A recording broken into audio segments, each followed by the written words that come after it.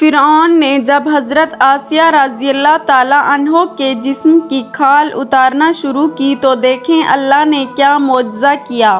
فرعون تاریخ میں وہ ظالم بادشاہ گزرا ہے جس نے خدائی کا دعویٰ کیا تھا، بنی اسرائیل کو غلام بنا کر ان پر بڑے ظلم کیے تھے۔ اپنی باندی حضرت مشیطہ اور اپنی بیوی حضرت آسیہ کے ساتھ روزانہ رات کو بسم اللہ الرحمن الرحیم۔ ناظرین، وہ فرعون جس کا ذکر قرآن پاک میں ملتا ہے جو حضرت موسیٰ علیہ السلام کے دور میں پایا جانے والا فرعون تھا۔ فرعون بدبخت کا تعلق قبیلہ قبطیہ سے تھا اور اس کی عمر 400 سال تھی۔ اس 400 سال کی عمر میں نہ تو وہ کبھی بیمار ہوا اور نہ ہی کبھی اس کے سر میں درد ہوا اور نہ ہی کوئی دشمن اس پر غالب آ سکا۔ اس کا چہرہ تانبے کی طرح چمکتا تھا، اسی وجہ سے یہودی اس کو قبوس کہا کرتے تھے۔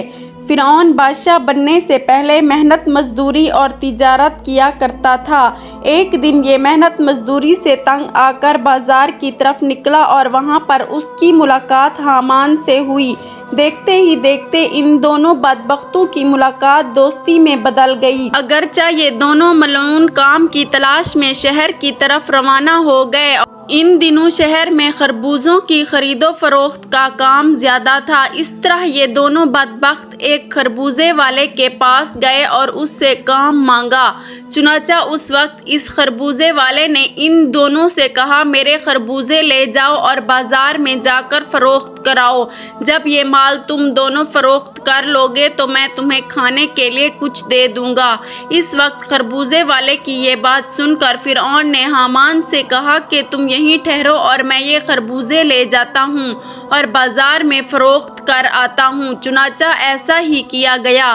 فرعون وہ خربوزے لے کر شہر کی طرف چلا گیا اور وہاں جا کر فرعون نے دکانداروں سے خربوزے خریدنے کا کہا تو اس وقت دکانداروں نے فرعون سے کہا کہ ہم تو سودا ادھار پر خریدتے ہیں اور فروخت کرنے کے بعد اس کی رقم ادا کرتے ہیں اور یہاں کا یہی دستور ہے۔ چنانچہ دکانداروں کی یہ بات سن کر فرعون کچھ دیر کے لیے خاموش ہو گیا اور پھر اسی وعدے پر وہ سامان فروخت کر کے واپس چلا آیا۔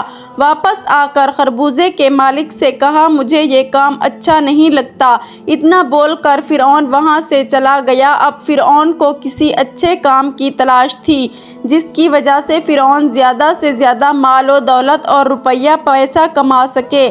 اس کے بعد فرعون بادشاہ مصر کے دربار میں چلا گیا اور اس کی خدمت میں جا کر درخواست پیش کر دی کہ میں بہت دور سے آیا ہوں، میں بہت غریب ہوں اور مجھے کسی کام کی تلاش ہے اور میں کھانے پینے سے بھی عاجز ہوں۔ برائے مہربانی اپنی سلطنت مصر کے اسی شہر میں بطور فدوی مجھے کوئی کام دے دیا جائے اور اس غلام کو اس جگہ پر مامور فرما کر سرفراز کیا جائے۔ چنانچہ اس وقت فرعون کی یہ بات سن کر مصر کے بادشاہ نے کہا کہ تو کون سا کام کرنا چاہتا ہے؟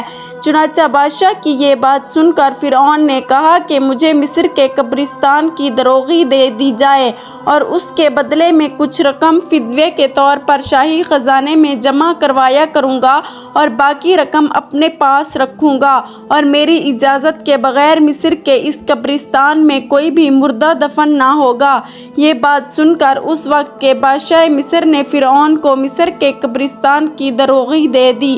چنانچہ اس طرح مصر کے قبرستان کی دروغی ملتے ہی فرعون بہت خوش ہوا اور خوشی خوشی جا کر قبرستان کے دروازے پر بیٹھ گیا اور انتظار کرنے لگا کہ اب کون آئے گا جو اپنے مردے کو قبرستان میں دفن کرے گا۔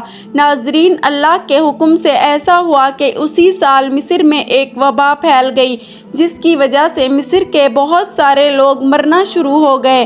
فرعون نے جب یہ دیکھا تو اس نے ہر لاش کے بدلے ان کے وارثوں سے ایک ایک سونے کا درہم لینا شروع کر دیا اور اس کے بعد کچھ ہی دنوں میں فرعون کے پاس بہت ساری دولت جمع ہو گئی اور فرعون امیر ہو گیا۔ اتنا زیادہ مال و دولت اکٹھا ہو جانے کے بعد فرعون نے سوچا کیوں نہ مصر کے تمام قبرستانوں کو اپنے انڈر میں کیا جائے، لہٰذا فرعون نے ایسا ہی کیا۔ فرعون نے وقت کے بادشاہ کو بہت سارے پیسے دیے اور مصر کے تمام قبرستان کی دروغی اپنے ذمہ لے لی۔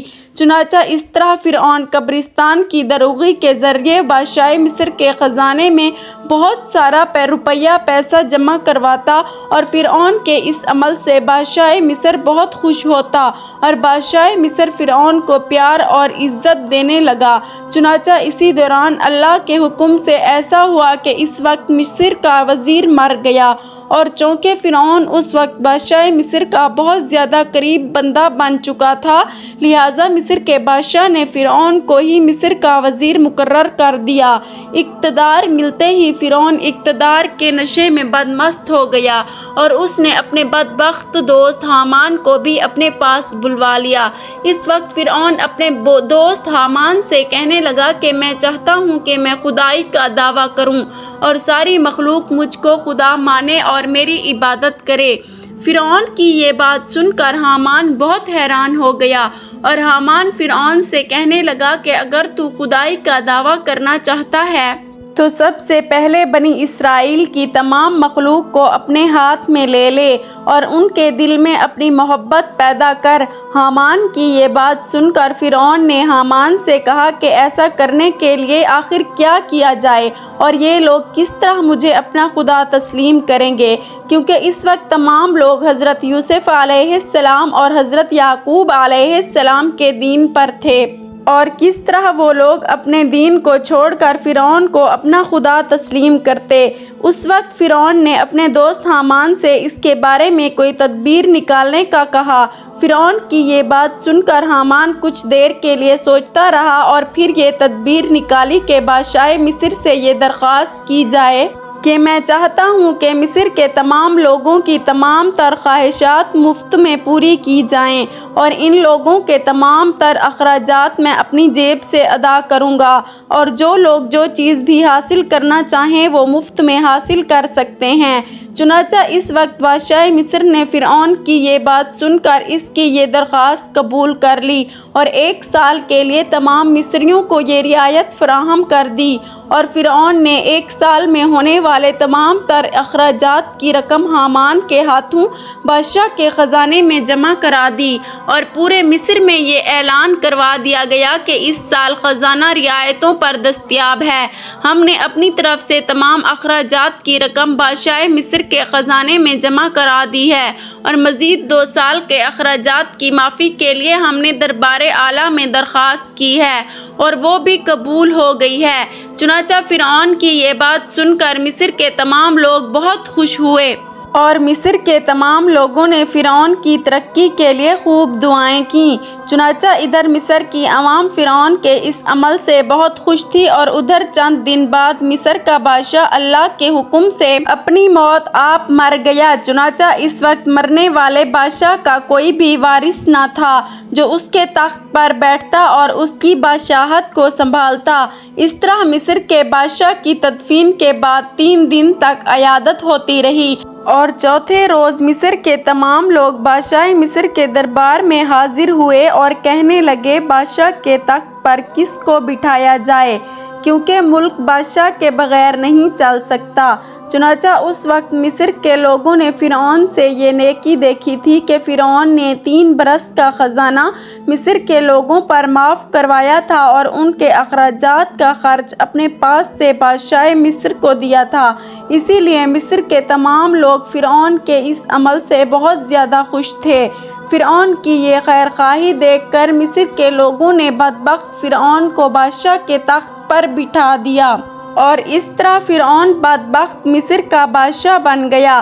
اس وقت لوگوں نے یہ خیال کیا کہ فرعون بہت اچھا انسان ہے اور ہماری رعایا کا بہت اچھا خیال رکھے گا۔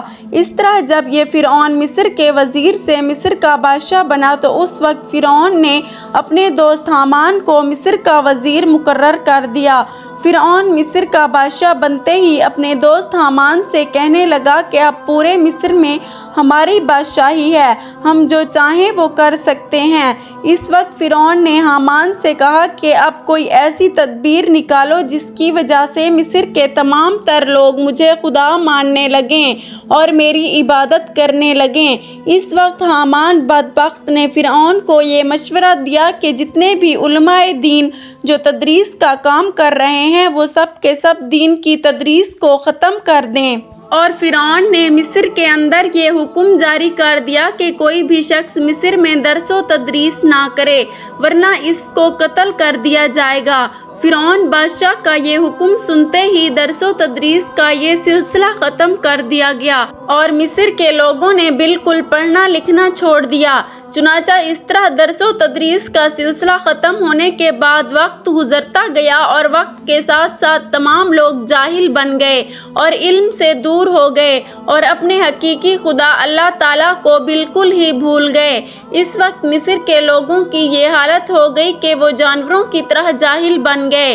اس وقت فرعون نے تمام مصر کے لوگوں کو یہ حکم جاری کیا کہ مصر کے تمام لوگ اپنے اپنے گھروں میں بت بنا کر اس کو سجدہ کیا کریں اور اس کی پوجا کیا کریں۔ چنانچہ فرعون کا یہ حکم پاتے ہی ایک قوم جو اس وقت کثیر تعداد میں تھی انہوں نے بتوں کی پوجا کرنا شروع کر دی اور آہستہ آہستہ یہ بت پرستی بڑھتی چلی گئی اور یہ سلسلہ 20 سال تک جاری رہا۔ اور پھر اس کے بعد فرعون نے مصر میں یہ اعلان کروایا اور اس اعلان میں یہ الفاظ لوگوں کے کانوں تک پہنچائے جس کا ذکر قرآن پاک میں یوں ملتا ہے، اور پس لوگوں کو جمع کیا اور لوگوں سے کہا میں ہوں رب تمہارا سب سے بڑا اور بلند۔ ناظرین، اس طرح لوگ کئی سال تک بتوں کی پوجا کرتے رہے۔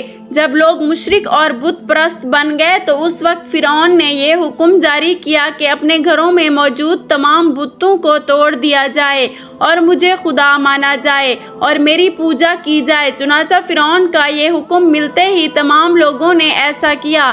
تمام لوگوں نے بتوں کو توڑ دیا اور فرعون کو پوجنا شروع کر دیا اور فرعون کو خدا ماننے لگے، لیکن قبطی قوم کے علاوہ کوئی دوسرا فرعون کو خدا نہیں مانتا تھا۔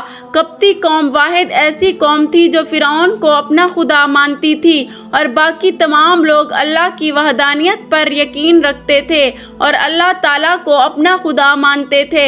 اسی وجہ سے فرعون قبطیوں پر بہت مہربان تھا اور بنی اسرائیل کے مسلمانوں پر طرح طرح کے ظلم و ستم کیا کرتا تھا، کیونکہ بنی اسرائیل کی قوم حضرت یوسف علیہ السلام کے دین پر تھی۔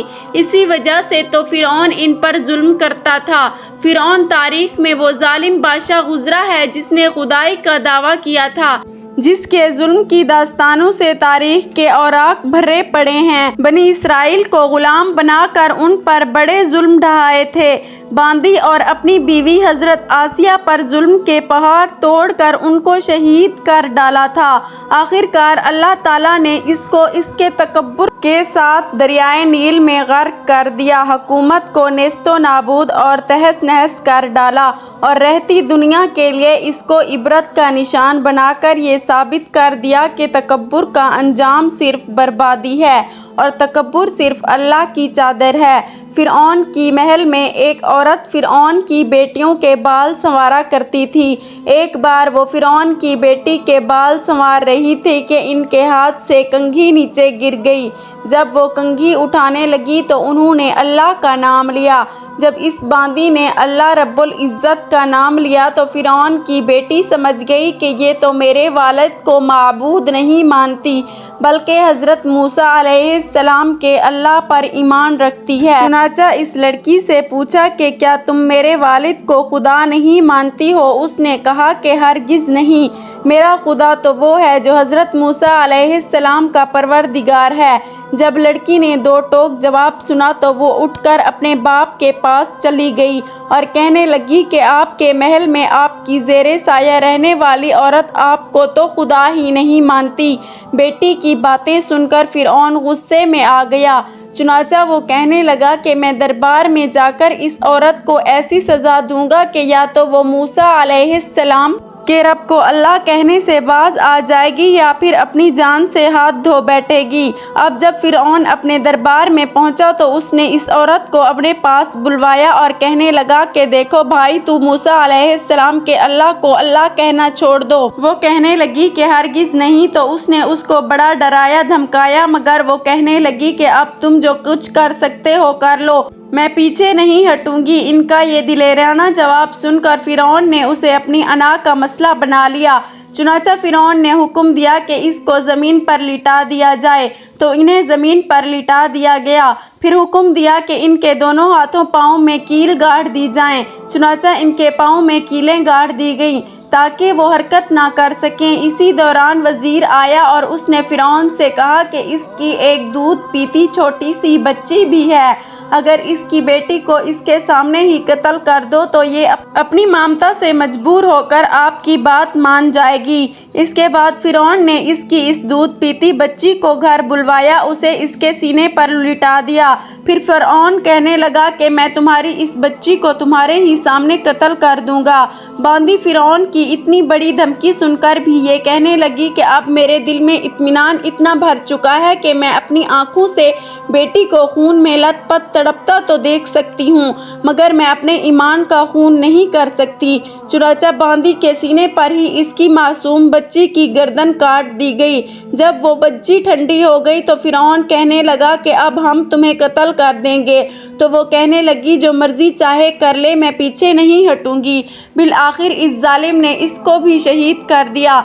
इसके बाद फिरौन जब हज़रत मुशायता को शहीद करवा कर अपने घर पहुंचा तो अपनी बीवी हज़रत आसिया से कहने लगा कि आज ये वाक़या पेश आया है कि मैंने एक औरत को इबरतनाक सज़ा दी है। इसकी बीवी ने उसे कहा, अरे तेरा नास हो, तूने एक मासूम बच्ची की जान भी ली और एक बेगुनाह औरत का कत्ल किया।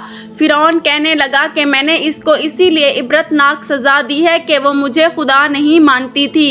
ये सुनकर हज़रत आसिया ने कहा कि खुदा तो मैं भी तुझे नहीं मानती, बल्कि तू तो एक आम इंसान है। जब फिरौन ने ये सुना तो वो हैरान रह गया, क्योंकि उसे हज़रत आसिया अलैहिस्सलाम से बड़ी मोहब्बत थी। हज़रत आसिया अलैहिस्सलाम को अल्लाह ताला ने बड़ा हुस्न जमाल अता किया था। फिरौन ने इन्हें पूरी कौम की औरतों में से चुनकर उनके हुस्न की वजह से अपनी बीवी बनाया था। इस वजह से वो उनसे बड़ी मोहब्बत करता था। चुनाचा फिरौन कहने लगा कि ये तुम कैसी बातें करती हो। वो कहने लगी कि मैं बिल्कुल ठीक कह रही हूँ कि तू झूठा है। परवरदिगार तो वही है जिसका पैगाम लेकर हज़रत मूसा अलैहिस्सलाम तशरीफ़ लाए हैं। फिरौन ने ये बात सुनी तो उसे बहुत गुस्सा आया, लिहाजा कहने लगा कि मैं तुम्हारा भी वही हशर करूँगा जो मैंने मुशायता का कराया है। वो कहने लगी तू जो चाहता है कर ले, मेरे साथ मेरा परवरदिगार है। अब मैंने ये फ़ैसला कर लिया है कि मैं अपने परवरदिगार को कभी नहीं छोड़ सकती, अलबत्ता तेरी हर चीज़ को लात मार सकती हूँ। जब उसने ये बातें सुनी तो वो फिर दरबार आया और उसने फिर से लोगों को जमा किया और कहने लगा कि देखो ये कितनी बड़ी साजिश हो गई है। मूसा अलैहिस्सलाम ने मेरी बीवी को भी बहका लिया है। आज मैं इस दावत को या तो मार डालूंगा या फिर वो अपनी बात से हट जाएगी। चुनाचा उसने हज़रत आसिया अलैहिस्सलाम को गिरफ्तार करवा लिया।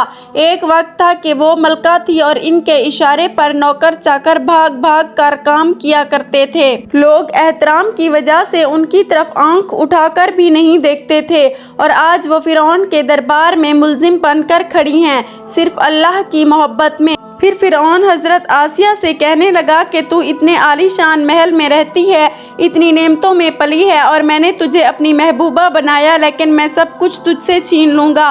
बेहतर ये है कि तू अब भी बाज आ जा और मुझे खुदा मान ले। हज़रत आसिया कहने लगी कि मैंने अब ईमान कबूल कर लिया है, इसीलिए मैं अपनी बात से पीछे नहीं हट सकती। चुनाचा फिरौन ने फैसला किया कि मैं उसे भी सज़ा दूंगा। इसके बाद फिरौन ने सबसे पहले सज़ा के तौर पर इन्हें रुस्वा करने का फैसला किया। चुनाचा उसने कहा कि सबसे पहले इस औरत के जिस्म से लिबास उतार दिया जाए। अब सोचने की बात यह है कि किसी मर्द को कहा जाए कि तुझे लोगों के दरमियान बेलिबास कर दे तो उसको कैसे शर्म आती है। वो चाहता है कि ज़मीन फट जाए और इसमें समा जाऊं, और औरत के अंदर तो अल्लाह ताला ने शर्म और हया ज़्यादा रखी है।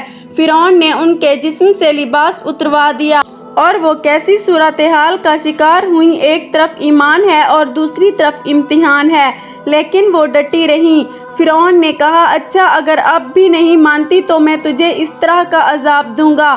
چنانچہ فرعون نے کہا کہ اس کا منہ میرے محل کی طرف کر کے لٹا دو تاکہ آخری وقت بھی نگاہیں اس کی میرے محل پر لگی رہیں اور اس کے ذہن میں یہ بات رہے کہ ان نعمتوں کو ٹھکرا کر ذلیل اور خوار ہو کر میں مر رہی ہوں۔ لہٰذا انہیں فرعون کے حکم کے مطابق لٹا دیا گیا۔ ان کے ہاتھوں اور پیروں میں لوہے کی کیلیں گاڑ دی گئیں تاکہ وہ ہل نہ سکیں۔ اس کے بعد فرعون نے لوگوں کو بلا کر کہا کہ اس کے جسم سے کھال اتار دو۔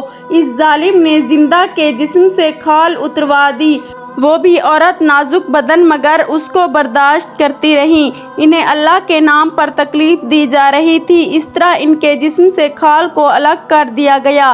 اللہ کی شان دیکھیں کہ وہ ابھی بھی زندہ تھیں مگر جسم زخم بن چکا تھا۔ فرعون کا دل اب تک ٹھنڈا نہیں ہوا تھا، چنانچہ وہ کہنے لگا مرچیں لاؤ اور اس کے پورے جسم پر مرچیں چھڑک دو۔